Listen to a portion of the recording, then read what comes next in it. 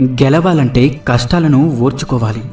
బ్రతకాలి అంటే ఇష్టాలను మార్చుకోవాలి. నిన్ను ఇష్టపడే వాళ్ళు నువ్వు ఎలా ఉన్నా సరే సర్దుకుపోతారు.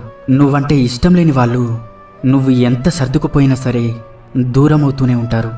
అలాంటి వాళ్ళ గురించి ఆలోచించి నీ సమయాన్ని వృధా చేసుకోకు. నీ మనసుని బాధ పెట్టుకోకుండా ముందుకు వెళ్ళు. విజయం నీ కళ్ళ ముందుంటుంది. కష్టపడే దానిలో నీ గౌరవం ఉంటుంది. మోసం చేసే దానిలో నీ పతనం ఉంటుంది.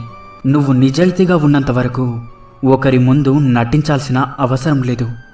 కొడుకు గుణం పెళ్లి తర్వాత తెలుస్తుంది.